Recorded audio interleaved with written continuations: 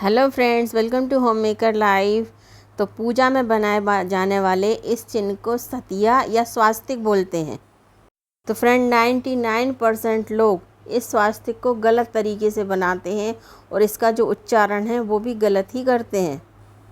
आज हम जानेंगे स्वास्तिक या सतिया बनाने का बहुत सरल और सही तरीका, जिससे कि जो हम पूजा कर रहे हैं या जिस कार्य के लिए भी बना रहे हैं उसका पूरा फल हमें प्राप्त हो और हमारा जो कार्य है वो भी पूर्ण हो।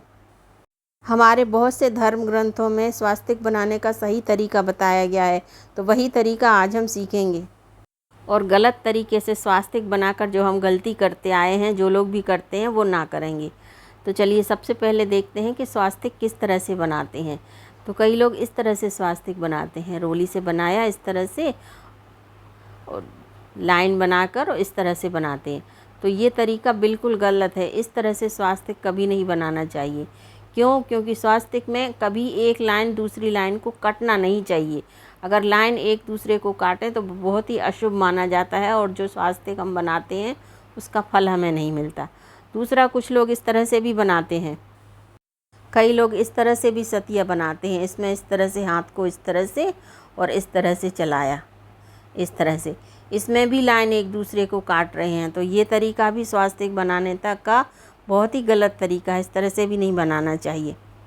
तो इसको भी हम साफ़ कर देते हैं और अब जानते हैं सही तरीका स्वास्तिक बनाने का क्या है। इस तरह से हम स्वास्तिक तो बना लेते हैं, लेकिन शुभ कार्य मंगल फल देने वाला जो स्वास्तिक होता है वो हम नहीं बना पाते। तो चलिए देखते हैं कि स्वास्तिक किस तरह बनाया जाता है। तो सबसे पहले तो या रोली का बनाएं या रोली में थोड़ी सी हल्दी मिला लें। हल्दी सभी को मालूम है बहुत ही शुभ मानी जाती है, तो हमेशा थोड़ी सी हल्दी मिला लें। और उसके बाद क्या करें, सबसे पहले बनाएं ब्रह्म स्थान।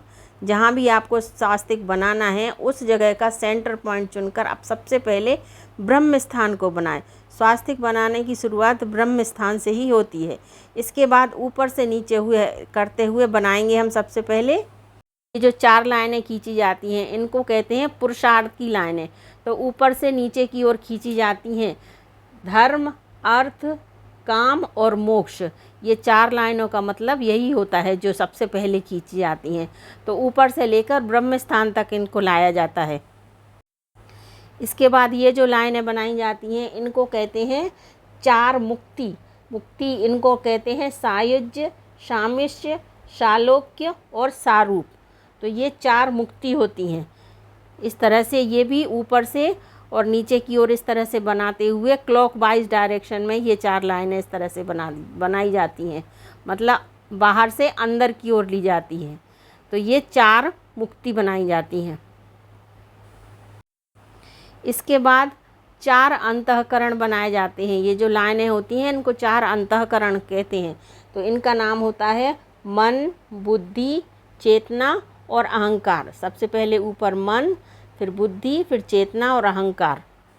और जो बीच में 4 बिंदियां रखी जाती हैं उनको कहते हैं भक्तों के 4 प्रकार: प्रेम, श्रद्धा, विश्वास और समर्पण।